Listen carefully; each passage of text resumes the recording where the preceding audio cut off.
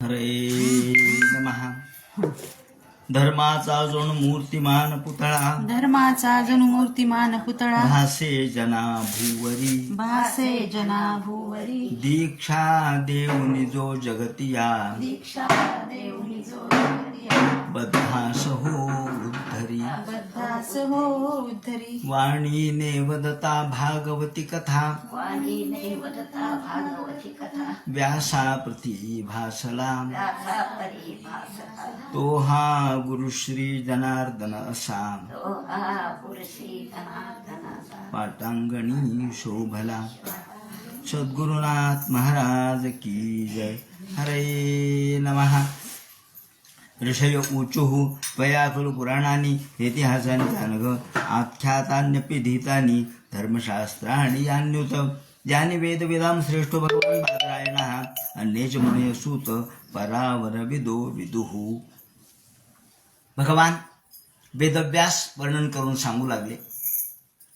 सूत शौनकादिकाचा संवाद कालपासून सुरू झालेला आहे. याला नैमिषोपाख्यान असं म्हणतात. नैमिषारण्यामध्ये जी श्रीमद भगवंताच्या प्राप्तीसाठी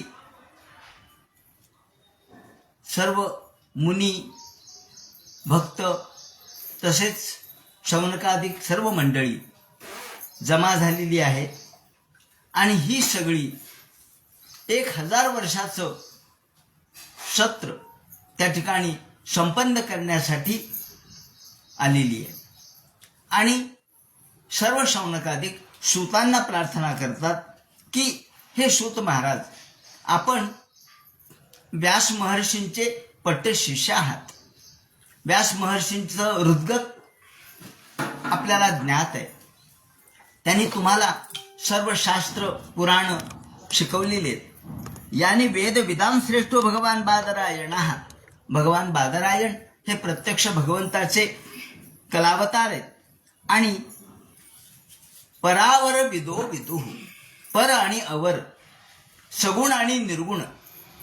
त्याचप्रमाणे आपण पहिल्या श्लोकामध्ये बघितल्याप्रमाणे स्वरूप लक्षण आणि तटस्थ लक्षण हे ज्यांना आत्मसात झालेलं आहे आणि जे अत्यंत शब्द आणि अनुभव या दोन्ही ज्ञानामध्ये जे संपन्न आहेत असे भगवान बादरायण, त्यांच्याकडून आपण हे सर्व वेदतत्वम सौम्यतत् सर्वम, त्यांच्याकडून आपण सगळं हे जाणून घेतलेलं आहे. तेव्हा बृहस्निग्धस्य शिष्यस्य गुरवो गुह्यमप्युत, गुह्य ज्ञान तुम्ही आत्मसात केलेलं आहे, रहस्य तुम्ही आत्मसात केलेलं आहे. हे तुम्ही तत्र तत्रांजसा युष्मन भवता यद्विनिश्चितम, आणि म्हणून तुम्ही आम्हाला मार्ग सांगा. हा मार्ग कोणासाठी आहे तर समाजासाठी आहे. म्हणजे समाजाच्या काळजीसाठी, समाज हा उद्धरून जावा याच्यासाठी 1000 वर्षाचं सत्र आयोजित करून ही मंडळी बसलेली आहेत. हा पहिला सामाजिक दृष्टिकोनातून केलेला विचार आहे की समाजाचं कल्याण कसं व्हावं. सगळे लोक एकत्र आले, सगळे बुद्धिवंत एकत्र आले आणि सगळ्या बुद्धिवंतांनी समाजाचं कल्याण कशात आहे याचा विचार केला. आणि या समाजाच्या कल्याणाचा विचार सर्वांच्या सह विचारले कोणाला तो सूतांना. आणि हे सूत व्यास महर्षीकडून ज्ञान ग्रहण केलेले असल्यामुळं, ते श्रेष्ठ असल्यामुळं या ठिकाणी सर्व शौनकादिक प्रश्न विचारतात. महाराज, प्रायणाल्पायुष्य सभ्य कला विस्मन युगे जनाः. पुढे येणारं जे कलयुग आहे, म्हणजे कलयुगाच्या शेवटी, या ठिकाणी द्वापार युगाच्या शेवटी हे सगळे एकत्र आलेले आहेत. कलयुगाचा प्रारंभ अजून व्हायचा आहे, पण जसं आपल्याला अजून सूर्योदय व्हायचा आहे किंवा सूर्यास्त व्हायचा आहे हे कळतं, त्याचे चिन्ह दिसायला लागतात. सूर्यास्त होत असला म्हणजे आपल्याला त्याचे चिन्ह दिसायला लागतात. तसं सूर्योदय व्हायचा असला म्हणजे काही चिन्ह दिसायला लागतात. तसं एखादं युग समाप्त होऊ लागलंय आणि दुसरं युग येणार आहे, अशा संधिकालाचा यांना अनुभव आला, याचं ज्ञान झालं. आणि आता पुढे येणारं जे कलियुग आहे ते अत्यंत कठीण असणार आहे. या कलियुगामध्ये पहिली गोष्ट काय आहे ते म्हणते अल्पायुषी लोक राहतील. लोकांचं आयुष्य हे फार कमी असेल. 20-23 भागवताच्या 12व्या स्कंदामध्ये तर वर्णन आहे की शेवटी कलियुगाच्या शेवटी 20 किंवा 30 वर्षाचं आयुष्य राहील. म्हणजे अशा कलियुगाच्या काळात पहिलं आयुष्य कमी झालेलं आहे. आणि ज्या आयुष्यामध्ये जर कमी आयुष्य झालं तर माणसं काय करतील बरं? ज्यांना कमी काळ मिळाला साधनेसाठी, तर ते साधना कशी करणार? प्रायेणाल्पायुषा सभ्य कला विस्मयुगे जनाः मंदा सुमंद मतयो मंद भाग्याह्यो पद्रुताः. आणि जसं आयुष्य कमी आहे तसं भाग्यही कमी झालं. भाग्य कमी झालं, सगळे लोक दुर्भागी झाले, वसवस करू लागले, गडबड लोकांच्या मागे, धावपळ लोकांच्या मागे लागली. आणि बुद्धीच्या दृष्टिकोनातून हे अत्यंत निर्बुद्ध, मंदा सुमंद मतयो, फार बुद्धिमत्ता नाही, तल्लक बुद्धिमत्ता असलेले लोक ताबडतोब सगळं ग्रहण करतील. पण ज्यांना बुद्धी नाही, ज्यांची बुद्धी जड आहे, ज्यांना आत्मसात लवकर होत नाही, किती वेळेला सांगितलं तरी लक्षात राहत नाही, आता त्याला ते काय करणार? कारण तो काळाचा परिणाम आहे. आणि काळाचा परिणाम माणसावर होत असल्यामुळं मंदभाग्य लोक झाले आणि धावपळ लोकांच्या मागे लागली. म्हणून तुम्ही म्हणाल, अहो उद्धाराचे अनेक मार्ग आहेत, तुम्ही आम्हाला उद्धाराचं काय विचारता? सामान्य माणसाचा उद्धार कसा व्हावा? खूप मार्ग आहेत. अहो जप आहे, तप आहे, अनुष्ठान आहे, यज्ञ आहे. ते म्हणे हो आहे हे सगळं, पण हे करण्याची क्षमता माणसामध्ये नाही, तप करण्याची क्षमता नाही. अहो तप करायचं तर 100 वर्ष तपश्चर्या करावी लागते. इथं तर 100 वर्ष आयुष्य सुद्धा नाही, मग तप कसं करावं? जप करायचा तर मनामध्ये अनेक विकारांनी त्यांचं मन ग्रासलेलं आहे, चंचलता आहे, धावपळ मनात लागलेली आहे. आणि धावपळीच्या काळात मन स्थिर कसं राहील? दररोज उठून गाडी गाठायची आहे, दररोज उठून वेळ गाठायची आहे, रेल्वे गाठायची आहे, लोकल गाठायची आहे, पळायचंय, काम करायचंय, पुन्हा यायचंय, थकायचंय, श्रम, अनेक परिश्रम आणि अनेक दुःख यांनी हे ग्रासलेले लोक आहेत. आणि दुसरी गोष्ट म्हणजे यज्ञ करायला पैसा पाहिजे. मंद भाग्य, अहो भाग्यच मंद आहे. ज्यांच्याजवळ पैसा नाही, अडका नाही, त्याचप्रमाणे कोणतंही सामर्थ्य नाही, शक्ती सगळी कमी झाली.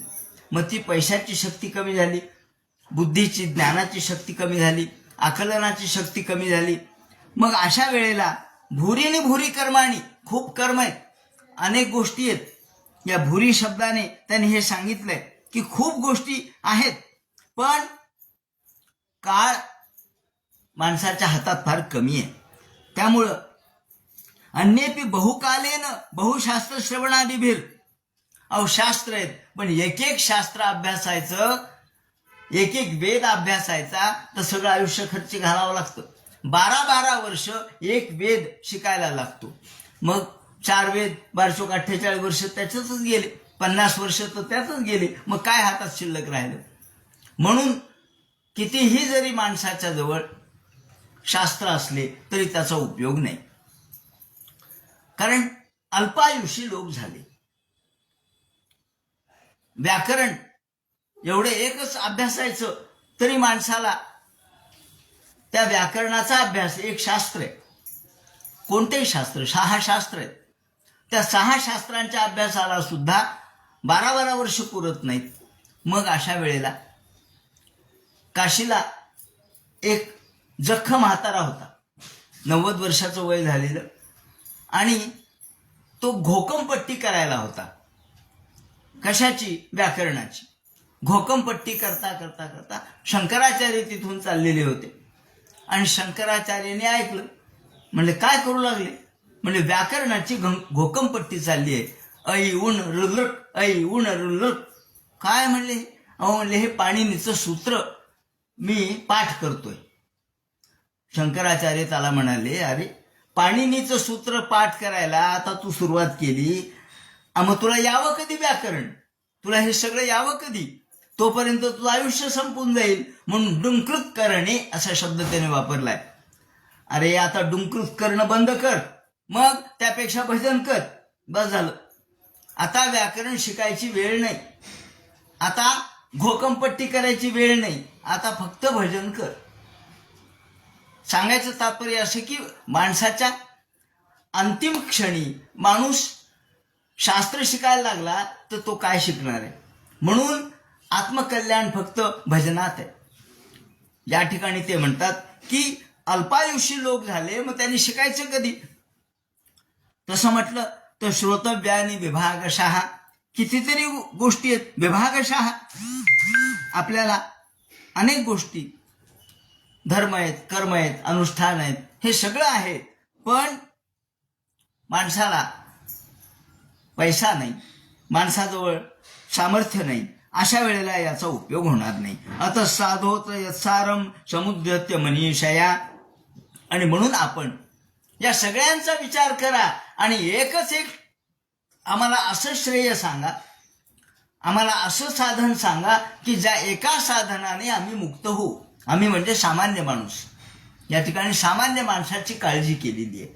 बुडत आहे जन न देखवे डोळा, येतो कळवळा म्हणून या. किंवा हे लोक या दुःखामध्ये, अज्ञानामध्ये बुडत आहेत, तेव्हा यांचा उद्धार कसा व्हावा याच्यासाठी म्हणजे जी गोष्ट ज्ञानेश्वर माऊलींनी केली, जी गोष्ट तुकाराम महाराजांनी केली, तीच यावेळेला भागवताच्या प्रारंभी सुरू झालेली आहे. म्हणजे आपल्या सगळ्या ऋषी मुनी, महात्मे, साधू यांनी एकच एक काळजी केली, ती म्हणजे बहुजन समाजाची, सामान्य माणसाची. म्हणून सामान्य माणसाला त्याच्या बुद्धीला पेलवेल, कळेल, समजेल असं सांगितलं पाहिजे. मग हे काय सांगेल, काय कळेल लोकांना? ते म्हणतात अथ साधोत्र यत्सारम समुद्रत्य मनीषया गृहिण श्रद्धानानाम येनात्मा संप्रसिद्धती. या ठिकाणी येनात्मा संप्रसिद्धती. आम्हाला एकच एक श्रेय असं सांगा की त्यामुळं आमचं कल्याण, समाजाचं कल्याण होईल.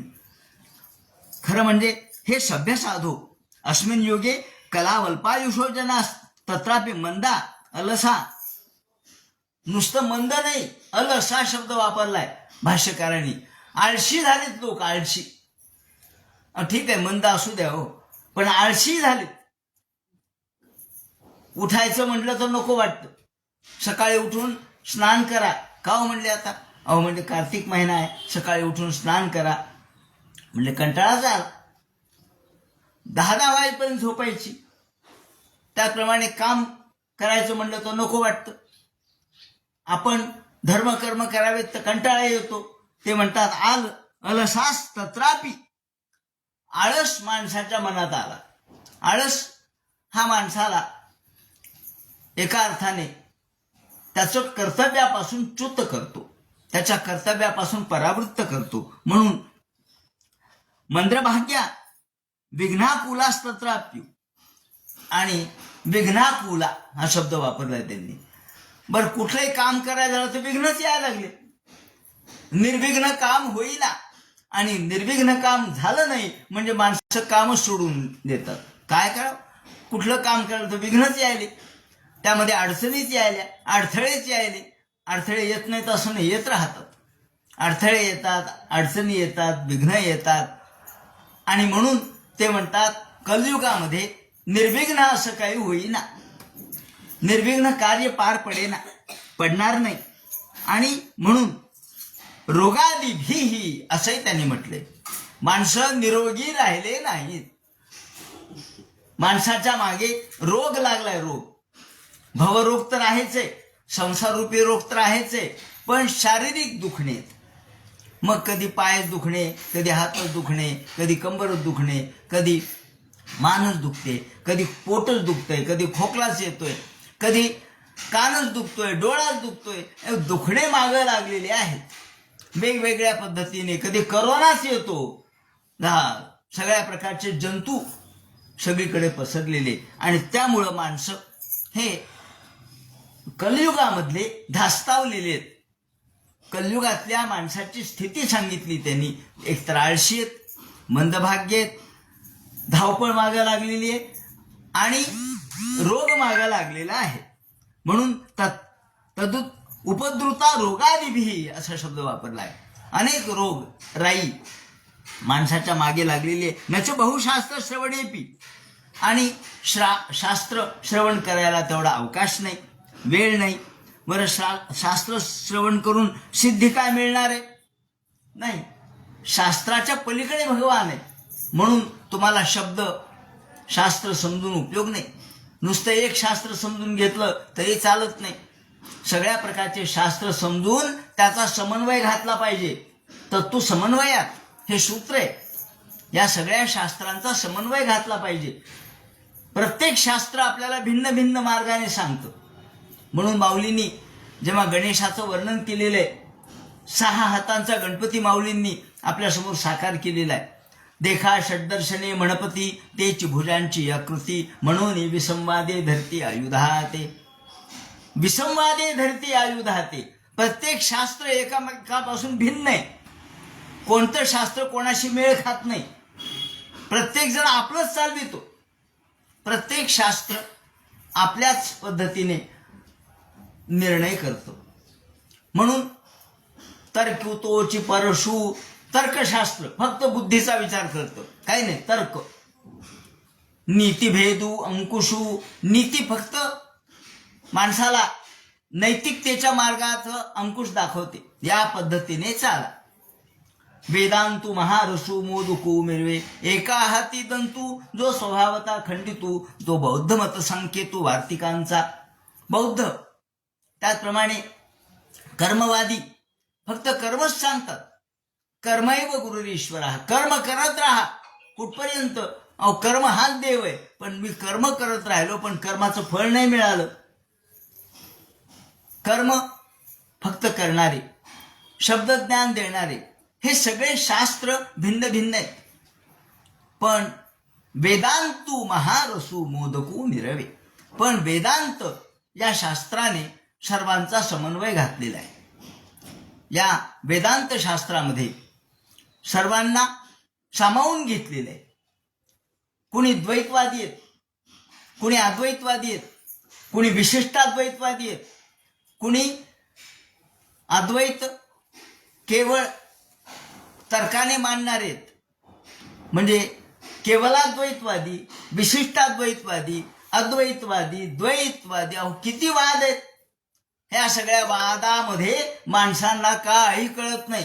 ते म्हणतात अहो खरं काय ते सांगा आम्हाला, हे वाद नका सांगू. मग ते म्हणतात की याप्रमाणे शास्त्र अनेक आहेत.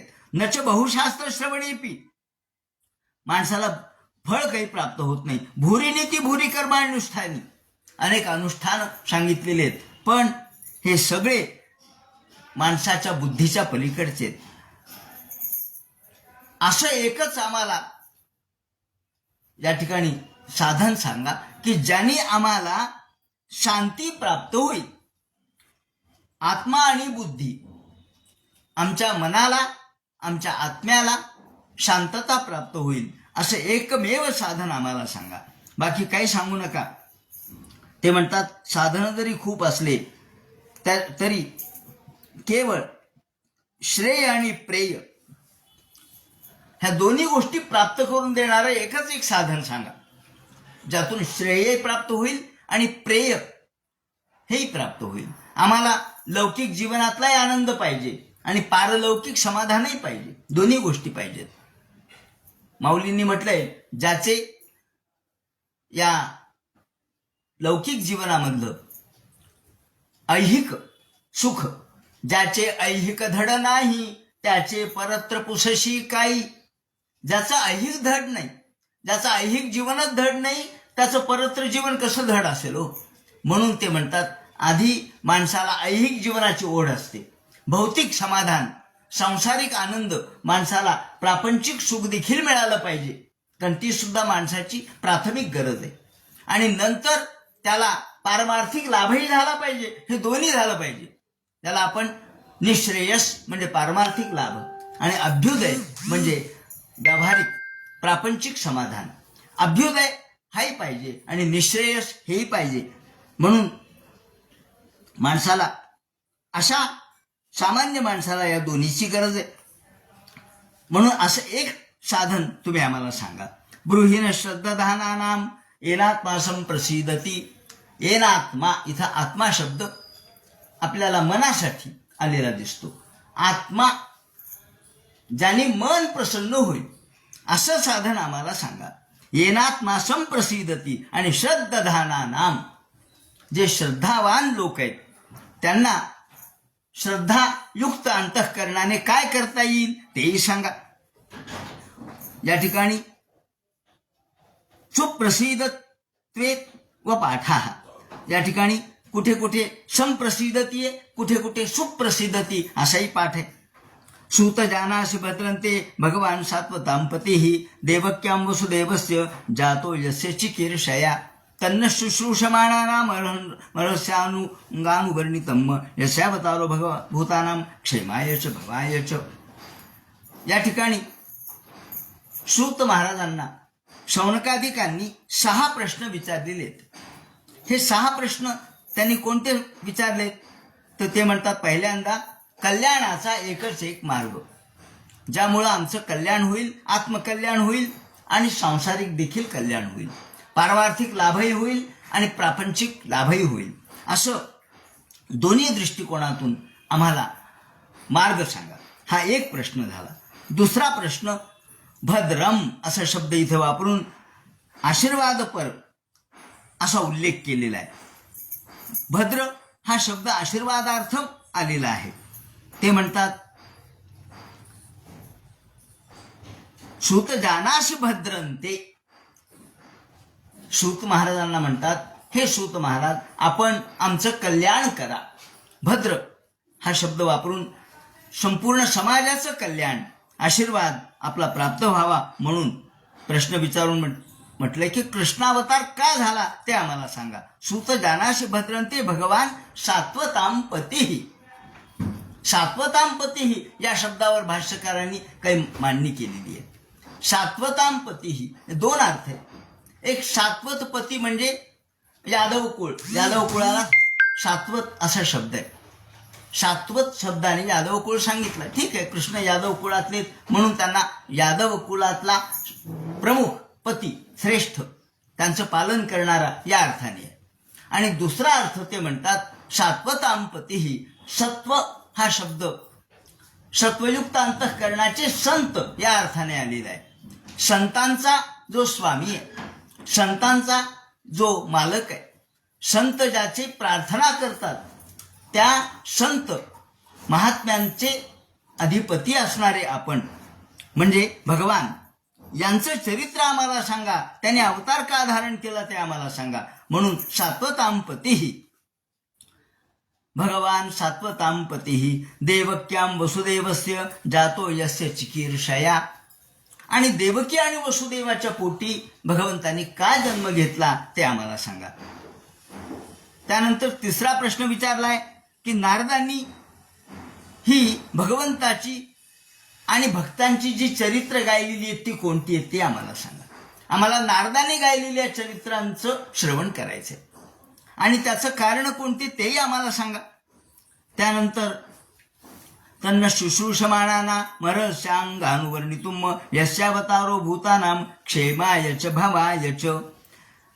भगवंतांनी जो अवतार धारण केला तो भक्तांचं पालन करण्यासाठी केला. तो कसा करतात पालन ते आम्हाला सांगा.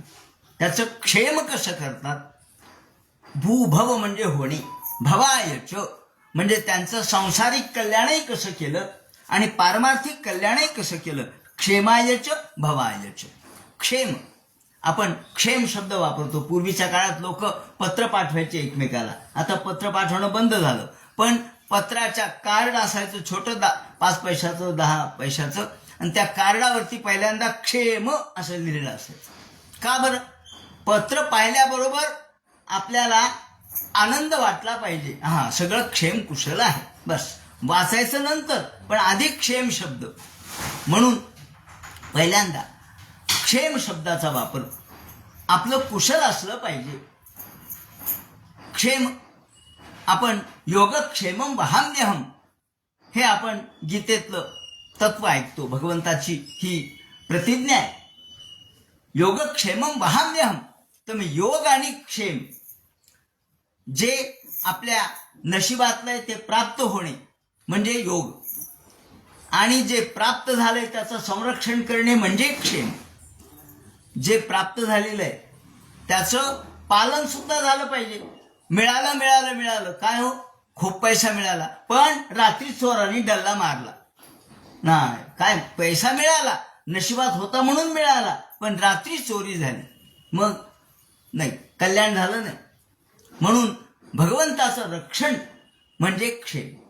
म्हणून योगक्षेमम वहाम्यहम असं श्रीकृष्णाने स्वतः प्रतिज्ञेमध्ये म्हटलं. तेव्हा ते म्हणतात की क्षेमायच भवायच. क्षेम या मानवी जीवनामध्ये आल्यानंतर भगवान कसा रक्षण करतो आणि आमचं कल्याण कसं करतो, आमचं परिपालन कसं करतो, आमच्या जीवनाला आनंद कसा प्राप्त करून देतो, दोन्ही पातळीवर, एक सांसारिक आणि पारमार्थिक. सांसारिक कल्याणही झालं पाहिजे. म्हणून आपण जेव्हा संकल्प करतो तेव्हा हे सगळे संकल्प सांगतो. मग त्यामध्ये क्षेम, स्थैर्य, आरोग्य, ऐश्वर्य, अभिवृद्ध्यर्थम, पुत्र पौत्र प्राप्त्यर्थम हे सगळं असतं. का बरं? अहो, हे सगळं असलं तर माणसाला पुढे परमार्थाचं जीवन सुखमय होऊ शकतं. माणसाच्या इच्छा असतात, ह्या इच्छा परिपूर्ण झाल्या पाहिजेत. या इच्छा पूर्ण झाल्या म्हणजे मानवी जीवनामध्ये खरं सुख प्राप्त होऊ शकतं. म्हणून ते म्हणतात क्षेमायच भवायच. दोन दृष्टिकोनातून क्षेम आणि भव, कल्याण, आमचं पारमार्थिक आणि सांसारिक कल्याण भगवंत कसा करतो ते आम्हाला सांगा. आणि 5वा प्रश्न विचारलाय की भगवंताने अवतार धारण केले ते खरं आहे, पण हे अवतार धारण करताना भगवंतानी द्वापार युगामध्ये प्रत्यक्ष बलरामासह का बरं अवतार धारण केला असेल?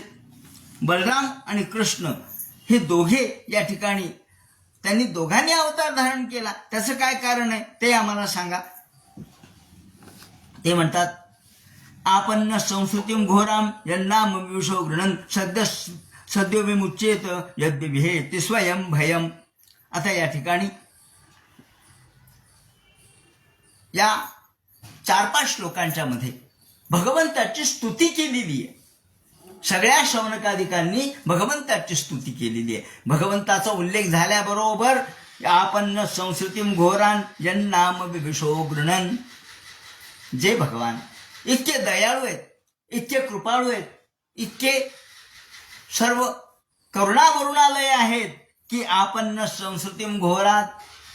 संस्कृती म्हणजे संसार. संसारामध्ये अनेक दुःख आहेत, संसारामध्ये अनेक गटांगळ्या माणूस खातो.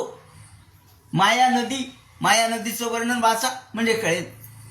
माया नदीचं 7व्या अध्यायामध्ये वर्णन ज्ञानेश्वर माऊलींनी केलेलं आहे. ज्ञानेश्वरीतल्या कशा गटांगळ्या माणूस खातो, कशा लाटा येतात. ह्या लाटा कशाच्या आहेत? सुखदुःखाच्या लाटा आहेत, उर्मी आहेत. त्यामध्ये माणूस गटांगळ्या खातोय, तिथं अनेक दगड आहेत, धोंडे आहेत, त्याच्यावर तो आदळतोय, त्या लाटा त्याच्यात आदळतात. मोठमोठे तिमिंगिले आहेत, मासे आहेत, मोठमोठे मगरी आहेत, सुसरी आहेत. कशाच्या? काम, क्रोध, लोभ, मोह, मद, मत्सर याच्या मगरी आहेत. आणि या मगरीच्या तोंडात कधी कधी जातो, त्याच्यातून देवाच्या कृपेने सुटतो.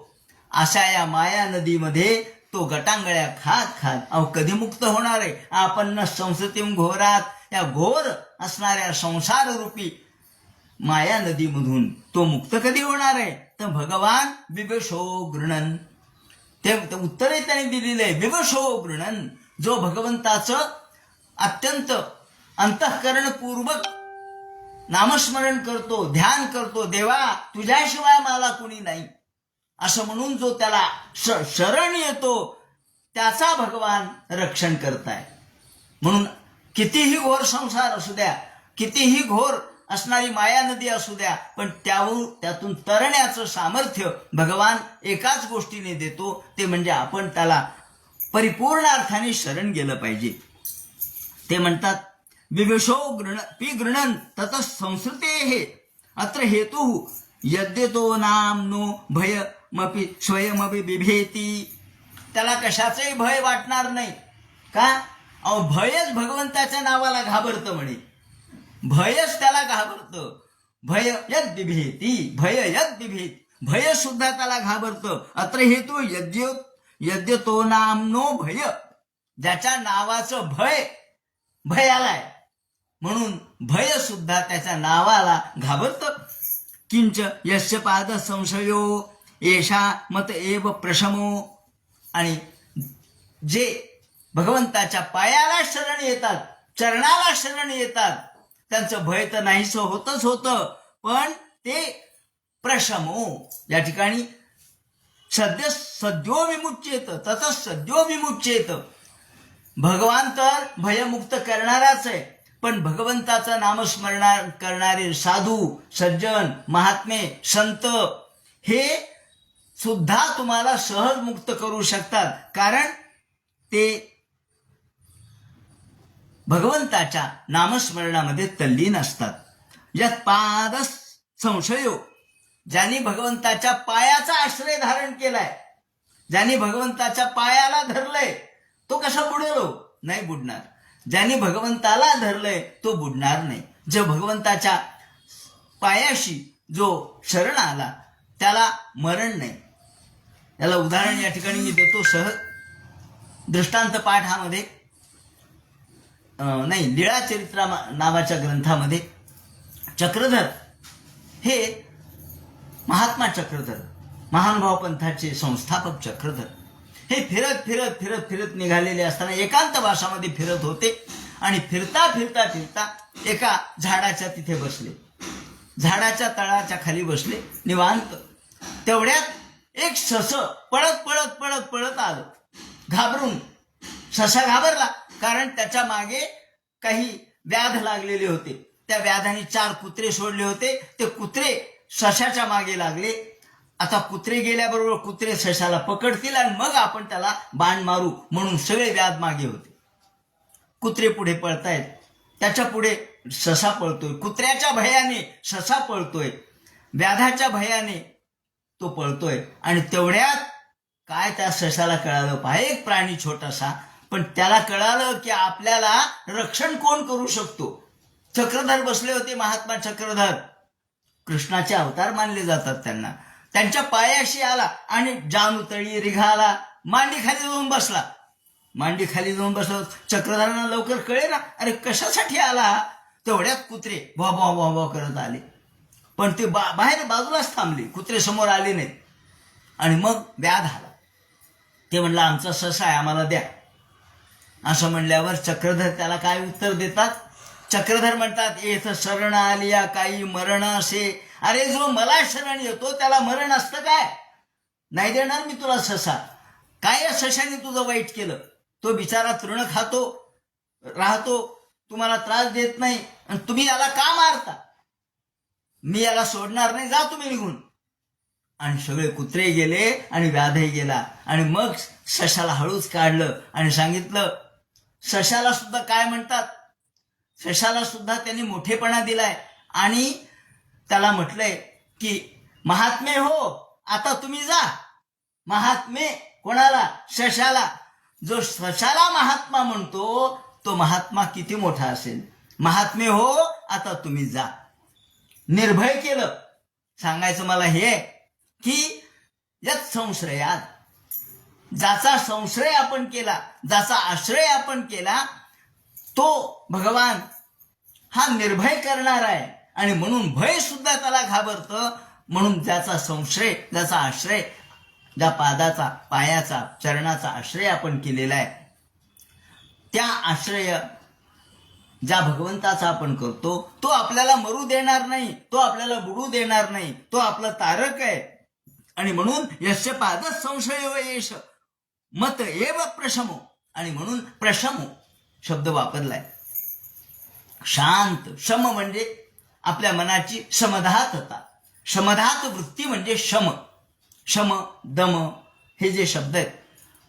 शम म्हणजे आंतरिंद्रिय निग्रह, दम म्हणजे बहिरिंद्रिय निग्रह. तेव्हा माणसाच्या मनाला शांती प्राप्त कधी होते? जेव्हा तो भगवंताच्या चरणाचा आश्रय करतो. म्हणून प्रशम शब्द वापरलाय. अधिकाधिक आनंद. आमच्या अंतःकरणातल्या मनातल्या विकार वासना ह्या सगळ्या नष्ट होतात. आणि यस्य पाद संशयो एष मत एव प्रशमो जनम वर्त्मात्मश्रयो वा येषाम. जे मुनी भगवंताच्या चरणाचा आश्रय करतात ते मुनी प्रशम म्हणजे अंतःकरण त्यांचं शांत दांत झालेलं असतं. असे मुनी यत्पाद संशया सूत मुनयः प्रशमायनाः. आणि तुम्ही त्यांच्यापैकी एक आहात. तुम्ही सुद्धा भगवंताच्या चरणाचा आश्रय केलेला आहे. तुम्ही देखील प्रशम अशा अवस्थेतले शांत दांत अशा प्रकारचे तपस्वी आहात. म्हणून सद्य पुनःपसृष्टा स्वर्धुन्यापोनु सेवया. आणि म्हणून संतांची सेवा केली पाहिजे. संत सेवा, साधू सेवा याच्यासाठी त्यांनी सांगितले सद्य पुनःपसृष्टा स्वर्धुन्यापोनु सेवया. को वा भगवतस्तस्य पुण्यश्लोकेद्य कर्मणः. जे साधू, जे महात्मे भगवंताची आराधना करतात, पूजा करतात, त्याचप्रमाणे भगवंताला भजतात, ते स्वधुन्यापोनु सेवया. ते म्हणतात अहो गंगा भगवंताच्या चरणापासून निघाली म्हणून पवित्र झाली. भगवंताचं चरण एवढं पवित्र आहे की पाण्याला देखील पावित्र्य प्राप्त झालं.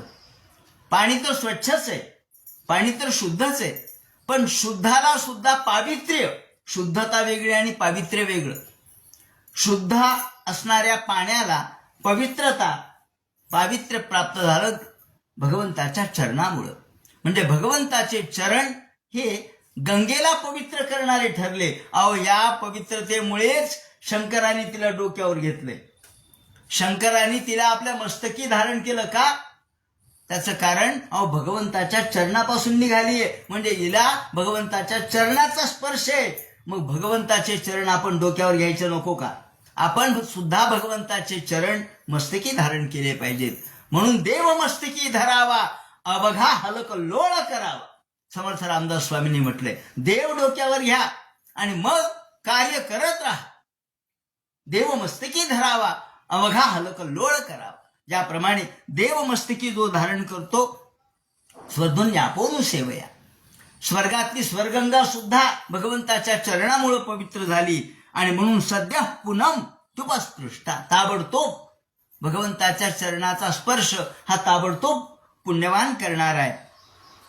आणि कोवा भगवतस्य पुण्य श्लोक यज्ञ कर्मणः शुद्धिकामोनु शृणया देशः कलिमलापहम. आणि भगवंताची कथा ही कशी आहे तर कलिमलापहम. या ठिकाणी भगवंताची स्तुती करताना भगवंताची स्तुती आहे, संतांचा मोठेपणा आहे. आणि भगवत चरण ज्या गंगेला लागले त्या गंगेचंही महात्म्य सांगितलंय. पण त्याचबरोबर पुढे ते म्हणतात अहो गंगेच्या पाण्याला तर महत्व आलंच, पण यशः कलिमलापहम भगवंताची कथा सुद्धा आम्हाला मुक्त करणारी आहे.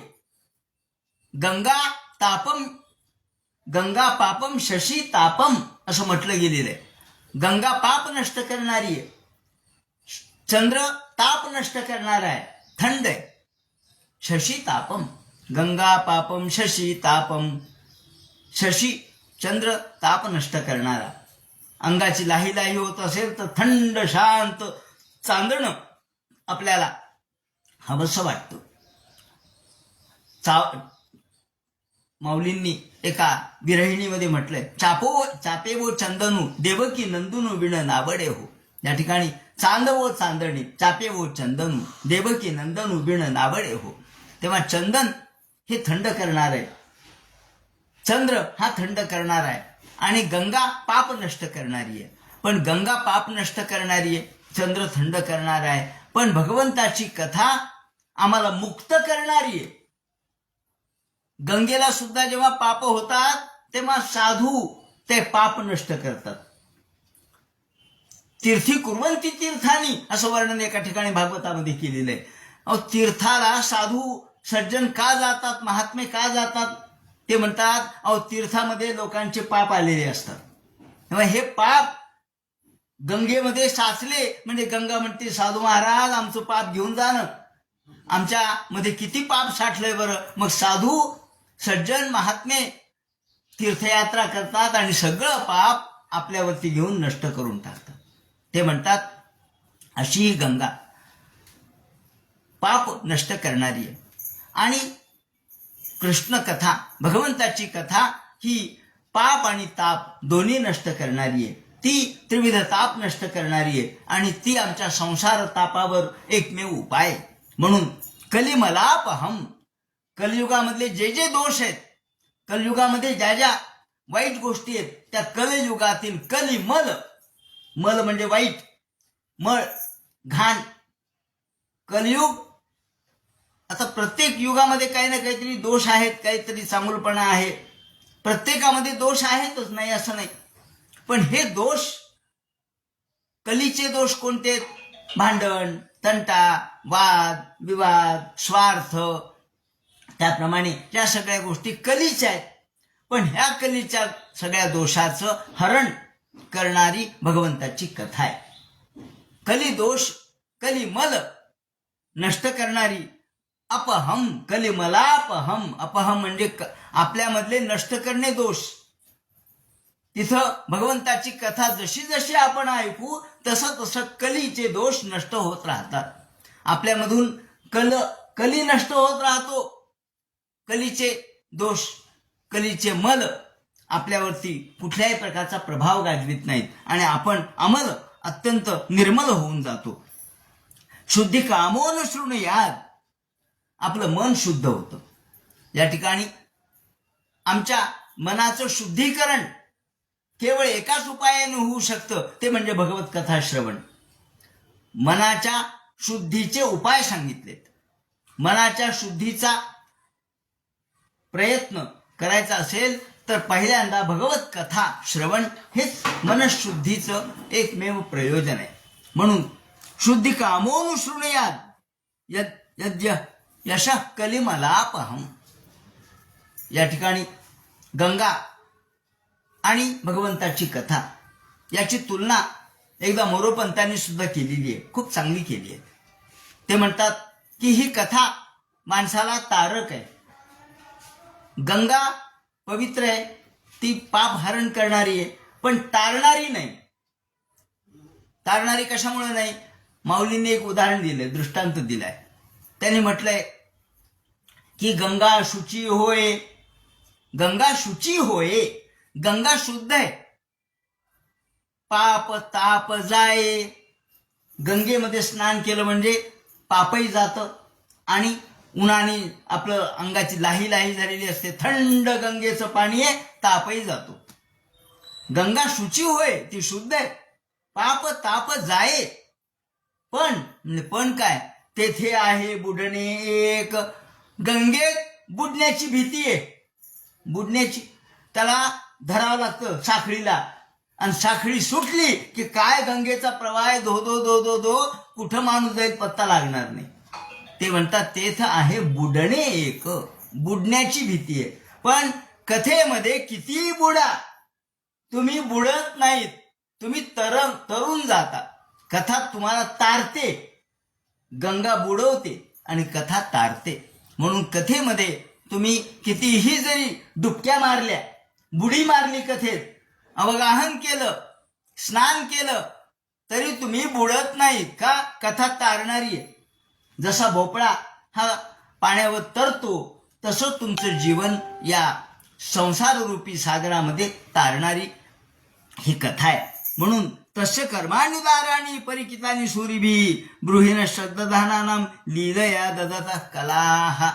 आणि म्हणून भगवंतांनी हे अवतार का धारण केले ते आम्हाला सांगा. लीलेने भगवंतांनी वेगवेगळे अवतार धारण करून या कथा गाथा निर्माण केल्या. सहज भगवंतांनी श्रद्धानानाम, श्रद्धावान लोकांना, उपयुक्त ठरतील अशा लीला केल्या.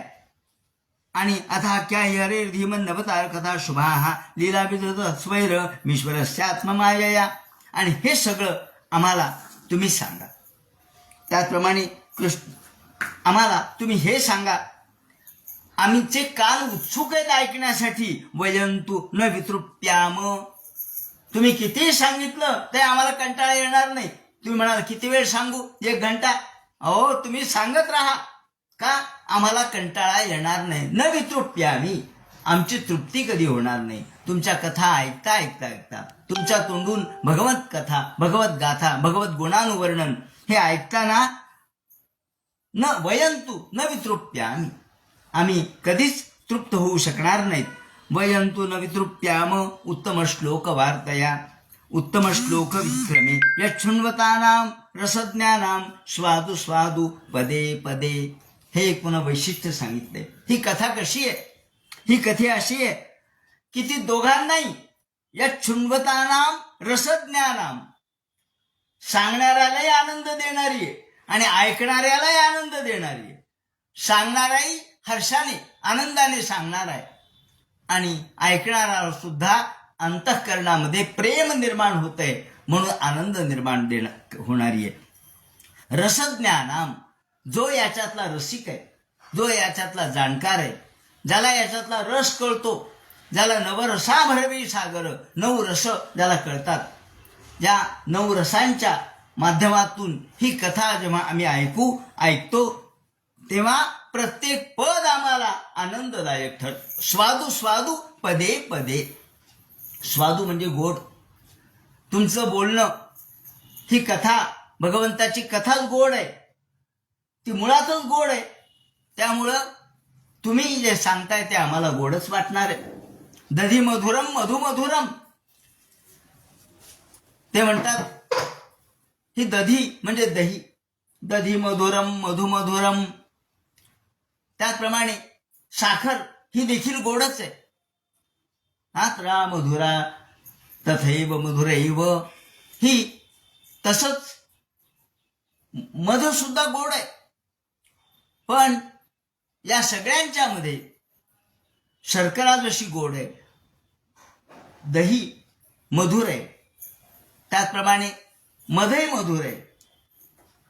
आणि या सगळ्यांच्या मध्ये मधुर अधिक मधुर काय असेल ते म्हणतात तस्मादपि तन्मधुरम मथुरानाथस्य नाम यद्गीतम. या सगळ्यांच्या मध्ये भगवंताचं नाव ज्या कथेत आहे ती जास्त गोड आहे. कारण ती नुसती गोडी, नष्ट होणारी गोडी नाहीये. बाकीच्या गोडी जे आपल्या जिभेवर राहतील, थोड्या वेळाने नष्ट होतील. पण भगवत कथा कायम आमच्या अंतःकरणामध्ये गोडी निर्माण करणारी आहे, अंतःकरणामध्ये माधुर्य निर्माण करणारी आहे. आणि म्हणून त्या ठिकाणी शर्करेपेक्षा उसापेक्षा मधापेक्षा सगळ्यात माधुर्य कशात आहे तर भगवंताच्या कथेत आहे. मथुरानाथस्य नाम यद्गीतम. तर त्याच्यामध्येही सगळ्यात माधुर्य भगवंताच्या कथेत असल्यामुळं स्वादू स्वादू पदे पदे. प्रत्येक पद गोड राहील, प्रत्येक पद गोड आहे. या ठिकाणी ते म्हणतात भगवंताच्या या कथा कशा आहेत. इक्षुभक्षण व रसांतरा भावेन न तृप्त्यंती निकरोती पदे पदे प्रतिक्षण स्वादुपी स्वादू. आता याचं उदाहरण त्यांनी दिलंय भाष्यकारांनी. काय? प्रत्येक पद कसं काय आम्हाला गोड लागतं ते म्हणतात इक्षुभक्षणवद रसांतर. जसा आपण ऊस खातो, ऊसाची प्रत्येक कांडी आपल्याला गोड लागते. ऊसाच्या बारीक बारीक कांड्या आपण केल्या तर ऊस जसा जसा चावावा तसा तसा गोड लागतो. जसं जसं आपण त्या ऊसाच्या कांड्या चावू तसं तसं आपल्याला गोडी आपल्या तोंडामध्ये येते. तसं तुम्ही कथा जशी जशी ऐकाल तशी तशी गोडी आपल्या अंतःकरणात येते. त्यांनी उदाहरण दिलंय त्याचं की तत्र शृण्वतामित्येन श्रोतस्या काशत्वादि भरणमित्युक्तम रसज्ञानामित्येन च ज्ञानतः पशुवृत तृप्तर निराकृता इक्षुभक्षणवद रसांतरा भावेन तृप्तिम निकरोती. याप्रमाणे पदे पदे प्रतिक्षणम स्वादुतोपि स्वादू इतकी गोड आहे की आधीच्या पेक्षा नंतरची कथा, त्याच्यापेक्षा नंतरची कथा आपल्याला अधिकाधिक गोड वाटायला लागते. आणि म्हणून ते म्हणतात, हे सूत महाराज, आपण आम्हाला या भगवंताच्या कथा सांगा. आणि कृतवान केलं वीर्याणी सहरामेण केशवा, आणि कृष्णाची चरित्र सांगा, कारण कृष्णाचं चरित्र हे नेहमी आनंददायक आहे. आता कृष्णचरितानी कथये त्या शयेनाहु कृतवानिती, भगवंतानी अतिमर्त्याने भगवान अलौकिक कृत्य केले, सामान्य माणसं करू शकत नाहीत असे कृत्य केले. आणि त्यांनी गोवर्धनाचा उद्धार केला. अतिमर्त्यानी भगवान या शब्दावर भाष्य करताना भाष्यकार म्हणतात, अतिमर्त्यानी मर्त्या नतिक्रांतानी गोवर्धनोद्धारणादीनी.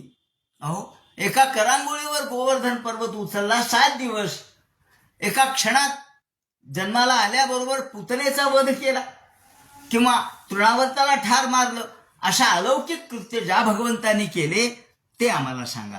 आणि हेही सांगा, कलिमिती कलिमागत ज्ञात्वा यद्धिया विष्णुपदं गतुम. भगवान जेव्हा त्या पृथ्वी तलावरून गेले त्यावेळेला कलीचं आगमन झालं. आणि मग कलिमागतम आज्ञाय, भगवंतानी कलीचं आगमन झाल्यानंतर मग भगवंत जेव्हा निजधामाला गेले तेव्हा धर्म कुणाला शरण गेला ते आम्हाला सांगा. की जेव्हा भगवंताचं निजधामाला गमन झालं तेव्हा धर्म कुणाला शरण गेला, कारण धर्म हा भगवंताच्या चरणाला धरून होता. पण जेव्हा भगवान हे निजधामाला जाते झाले तेव्हा हा धर्म कुणाला शरण गेला हे आम्हाला सांगा. कलिमागतम आज्ञाय क्षेत्रेस्मिन् वैष्णवे वयम आसीना दीर्घ सत्रेण कथायां सक्षणा हरे हे त्वन्न संदर्शितो धात्रा दुस्तरम निस्थितीर्षताम कलिम सत्वहरम पुंसाम कर्णधार इवार्णवम. आणि तुम्ही आम्हाला हे सगळं आम्हाला यासाठी सांगा की ज्या भगवंताच्या कथा आम्हाला मुक्त करणारे आहेत. आणि म्हणून या ठिकाणी ब्रूहि योगेश्वरे कृष्णे ब्रह्मण्ये धर्मवर्मणि स्वांकाष्ट मधुनोपेते धर्मकं शरणं गतः. भगवान या ठिकाणी पृथ्वी तलावून गेल्यावर धर्म कुणाला शरण गेला ते आम्हाला सांगा. आणि यासाठी आम्ही या दीर्घ सत्रामध्ये बसलेलो आहोत. आम्ही आता 1000 वर्षे इथं बसलोय. आता कलीचं आगमन नुकतं झालंच आहे आणि त्याची आम्हाला बाधा होऊ नये म्हणून आम्ही इथे बसलेलो आहोत. कलीची बाधा आम्हाला होऊ नये, कलीची बाधा समाजाला होऊ नये म्हणून काय उपाय करावा याच्यासाठी आम्ही हा दीर्घ सत्र या ठिकाणी आरंभलेलं आहे. आणि म्हणून त्वन्न संदर्शितो धात्रा दुस्तरम ते स्थितीशताम. तुम्ही आता आम्हाला हे ज्ञान सांगा की ज्यामुळं सामान्य माणूस मुक्त होईल. कलिम सत्वहरम पुंसाम कर्णधार इवार्णवम. आणि कली काय करणार आहे, काय करतोय तर कलिम सत्वहरम पुंसाम. कलीनी काय केलं, कलीनी काहीच केलं नाही. त्याने आपल्यातलं सत्व फक्त काढून घेतलं, निसत्व करून टाकलं माणसाला. पहा ना तुम्ही, पूर्वी लोक म्हणतात अहो जुन्या काळातलं हाड आहे ते खाल्लं पिल्लेलं, म्हणजे आता खात नाही का, आपण खातो. पण सगळं आपण जे खातो सगळं हायब्रिड. कशाला चव नाही, भाज्याला चव नाही, फळांना चव नाही. कुठे गेली हो म्हणजे चव, म्हणजे चव काय सांगायची, हे बेचव झालं सगळं. आयुष्य बेचव झालं. खाल्लेलं चांगलं नाही, तूप चांगलं मिळेना, सगळीकडे भेसळ झाली. पहा ना, सगळ्यामध्ये तेलात भेसळ, तुपात भेसळ, पेढ्यात भेसळ, अन्नात भेसळ. भेसळ कुठं नाही, सगळी गोष्ट भेसळीने युक्त झाली. म्हणजे सगळीकडे कली घुसला. भेसळ म्हणजे काय हो, भेसळ प्रतिबंधक कशामुळे व्हावं लागतं. या ठिकाणी या भेसळीवर निर्बंध. अन्नामध्ये भेसळ, पाण्यामध्ये भेसळ. का, म्हणजे जे जे माणसं घेतात, खातात, पितात ते सगळे भेसळयुक्त खातात. आणि मग जर तुम्हाला चांगलंच मिळालं नाही तर तुमच्यामध्ये सत्व कुठून राहील, नाही राहणार. शक्ती कुठून राहील, शक्ती सत्व म्हणजे काय? सत्व म्हणजे सगळ्यात शेवटचा भाग म्हणजे सत्व, ज्याला आपण वीर्य म्हणतो. जेव्हा आपण अन्न खातो तेव्हा अन्नाचं रक्त, मेद, मांस, मज्जा, अस्थि, धातू 7 प्रकार होत असतात त्याचे. आणि 7वा जो भाग आहे तो आहे धातू. धातू म्हणजे तेज. आपल्यामध्ये जे तेजस्विता आहे, ओजस्विता आहे, ओज, चेहऱ्यावर जो पावडर लावून निर्माण होणारा प्रभाव नाही, पावडर न लावता तुमचा चेहरा जो तुम्हाला प्रकाशमान दिसतो, आनंदी दिसतो, केवळ त्याच्या मागचं कारण तुमच्यामध्ये ओज आहे. आणि ओज, तेज, बल हे सगळं या पुष्टी आणि तुष्टी यातून प्राप्त होतं. पण जर आम्हाला पुष्टीच मिळाली नाही तर तुष्टी कशी मिळेल? पुष्टी खाल्लं, 2 तासांनी भूक लागली हो म्हणले. अहो, खाल्लेलंच चांगलं सत्वयुक्त नव्हतं, मग भूक नाही लागणार तर काय होईल? तेव्हा सत्वयुक्त, कलिम सत्वहरम पुंसाम. आता हा सगळीकडे आपण लागू पडायचं. सत्वहर, माणसं आहेत पण माणसामधली माणुसकी गेली म्हणजे सत्व गेलं. मानव आहे दिसायला, माणूस आहे. माणसा कधी होशील माणूस का? 2 हात 2 पाय आहेत ना, माणूस आहे? नाही, माणुसकी गेली, सत्व गेलं. ज्ञान आहे, नुसतं पुस्तकी ज्ञान आहे, पण त्याच्यातलं तत्व काय ते कळलं नाही. म्हणून शब्द भरपूर आले, शब्द भांडार जमा झालं, पण शब्दाच्या मागचं सत्व, तत्व कळलं नाही, म्हणजे सत्व गेलं. माणसांच्या मध्ये, कामामध्ये सत्व राहिलं नाही. नुसता कुटार काम शिल्लक राहिले, सत्वयुक्त काम राहिलं नाही. भगवंताची भक्ती ही सत्वयुक्त काम निर्माण करणारी आहे. अंतःकरणामध्ये प्रेम निर्माण झालं तर या सगळ्या गोष्टीला अर्थ प्राप्त होतो. म्हणून कलिम सत्वहरम पुंसाम. डिग्र्या खूप घेतल्या म्हणले. किती डिग्र्या घेतल्या? 32 डिग्र्या घेतल्या. काही ज्ञान आलं का? काही नाही. अहो, मग काय करायचे? डिग्र्या म्हणले. सत्व डिग्र्या आल्या पण ज्ञान आलं नाही. ते म्हणतात ज्ञान आलं पण शहाणपण आलं नाही. शहाणपण ही फार वेगळी गोष्ट आहे. ज्ञान आणि शहाणपण. जे शहाणपण एखाद्या अशिक्षित स्त्रीला असतं, माणसाला असतं, ते आपल्याला नसतं. का? आपण ज्ञानी झालो पण शहाणे झालो नाहीत. शहाणपण ही गोष्ट वेगळी आहे. नॉलेज अँड विजडम असं इंग्रजीमध्ये शब्द वापरतात. नॉलेज म्हणजे ज्ञान आणि विजडम म्हणजे शहाणपण. शहाणपण शिकून येत नसतं, शहाणपण पुस्तकात नसतं, शहाणपण आपल्या अंतःकरणातूनच निर्माण व्हावं लागतं. तेव्हा ही सत्वयुक्तता आहे. तेव्हा कलिम सत्वहरम पुंसाम. कलीने माणसातलं सत्वहरण केलं. तेव्हा तुम्ही आता कर्णधार इवार्णवम, या संपूर्ण भवसागरामध्ये तुम्ही कर्णधार आहात. आम्हाला तुम्ही या तडावरून पलीकडच्या तडागी घेऊन जा, या तटाकावरून पलीकडच्या तटाकावर घेऊन जा, या किनाऱ्यावरून पलीकडच्या किनाऱ्यावर घेऊन जा. तुम्ही आमचा उद्धार करा. अशा पद्धतीचा प्रश्न विचारल्यानंतर आता या ठिकाणी भागवताचा पहिला अध्याय समाप्त झाला. आता दुसऱ्या अध्यायाला जे सुरुवात करतील आणि व्यास महर्षी सांगतात की हे प्रश्न ऐकल्यानंतर रोमहर्षणाला, या ठिकाणी रोमहर्षणाचे पुत्र उग्रश्रवा यांच्या सुद्धा अंगावर रोमांच उभे राहिले, म्हणून त्यांनी रौमहर्षणी ही शब्द वापरलाय. पहा काय शब्द बारकाईने योग्य 2 अर्थाने वापरलेत. विप्राणाम रौमहर्षणी. एकीकडे रौमहर्षणी म्हणजे उग्रश्रवा आणि दुसरीकडे अंगावर रोमांच उभे राहिले, हेही भागवतकारांना सूचित करायचे. व्यास म्हणतात इथे संपृष्ट समृष्टो समृष्टो.